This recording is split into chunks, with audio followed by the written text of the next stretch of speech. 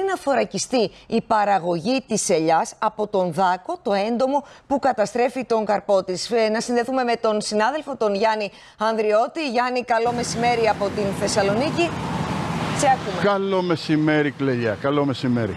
Λοιπόν, πρόσεχε τώρα να δεις. Είναι ένα θέμα το οποίο το είχαμε προβάλει πριν από 2-3 χρόνια, θυμάμαι καλά, όταν πρωτοξεκίνησε. Τι δηλαδή?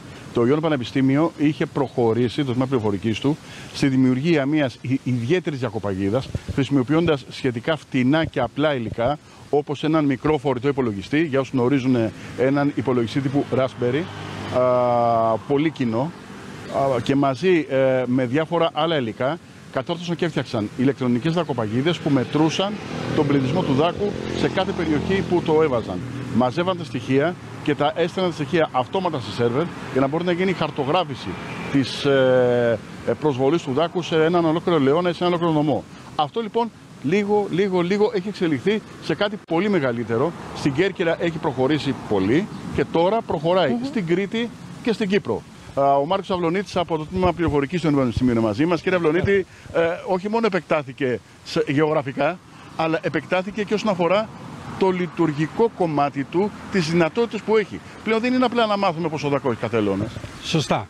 Καλησπέρα και από μένα. Καλησπέρα. Η νέα προσπάθεια πια έχει να κάνει, κυρία Κλουτζούρ, να χτίσουμε πάνω στην ηλεκτρονική δακοπαγίδα που έχει προταθεί, όπως είπε εδώ και ο Γιάννης, ο αγαπητός, εδώ και 2-3 χρόνια τουλάχιστον. Εμείς φυσικά δουλεύουμε πολλά περισσότερα χρόνια.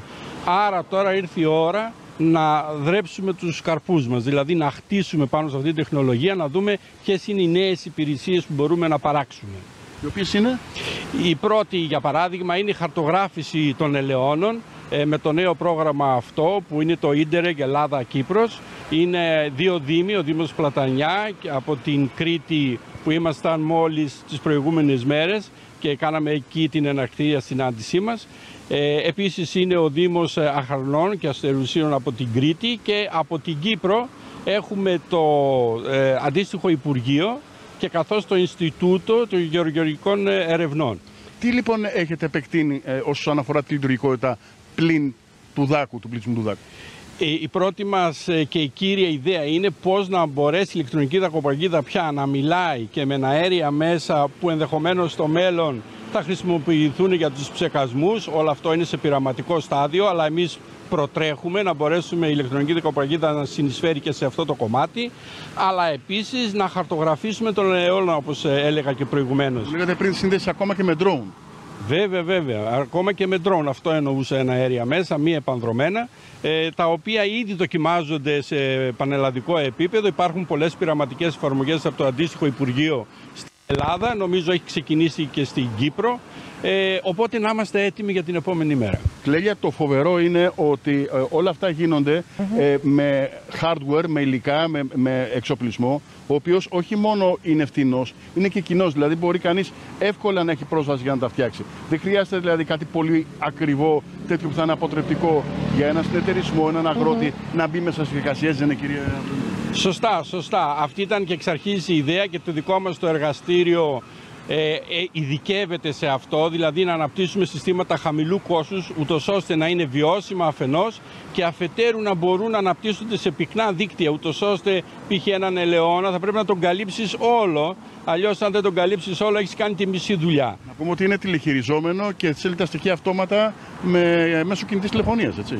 Ναι, αυτό είναι το ελάχιστο, ότι μέσω κινητής τηλεφωνίας υπάρχει μεταφορά των δεδομένων στη βάση, αλλά το σημαντικό είναι ότι μετά έχουμε αναπτύξει και όλους τους κατάλληλους αλγορίθμους και κυρίως στην εποχή μας είναι αλγόριθμοι τεχνητής νοημοσύνης. Υπάρχει καμπανάκι, δηλαδή έχουμε πρόβλημα στην τάδε περιοχή, σπεύστε. Αυτό είναι το πρώτο και το ελάχιστο, ότι άμεσα γίνεται επεξεργασία και μάλιστα στη νέα δακοπαγίδα που θα εφαρμοστεί στην Κρήτη και στην Κύπρο γίνει αυτό που όπως λέμε edge computing, δηλαδή επιτόπου κατευθείαν γίνεται η ίδια ηλεκτρονική δακοπαγίδα κάνει τον υπολογισμό και σου στέλνει το alarm.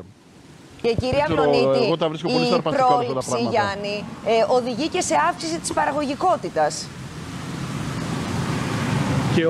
Και όχι μόνο, όπως λέτε, αύξηση παραγωγικότητας, αλλά και κυρίως ποιότητας. Διότι αν έγκαιρα η ηλεκτρονική δακοπαγίδα ειδοποιεί τους παραγωγούς και ο ψεκασμός, με ό,τι ψεκάζει ο καθένας, έτσι, είναι η κλασική επέμβαση.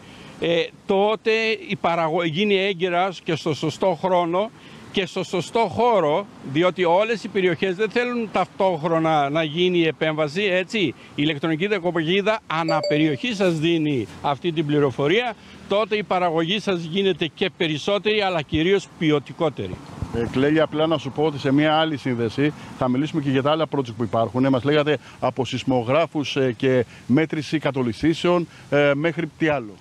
Κοιτάξτε, είναι αυτό που σας έλεγα. Το εργαστήριο μας ειδικεύεται στην κατασκευή αισθητήρων χαμηλού κόστους. Έχουμε αναπτύσσει τον πρώτο σεισμογράφο χαμηλού κόστους πανελλαδικά και ήδη έχει δοκιμαστεί στο πεδίο, στα Ιόνια που έχουμε και το θέμα, όπως ξέρετε. Τουλάχιστον εκτός Κερκύρας, φυσικά, έτσι, στα υπόλοιπα. Θα κρατήσουμε λοιπόν αυτά για μια επόμενη φορά. Πολύ σημαντικό το έργο του Πανεπιστημίου. Σε μια επόμενη χαρά. σύνδεση, Γιάννη, θα μας εξηγήσετε αναλυτικά για αυτές τις νέες μεθόδους. Να σας ευχαριστήσω πολύ και τους δύο. Και εμείς τώρα θα πάμε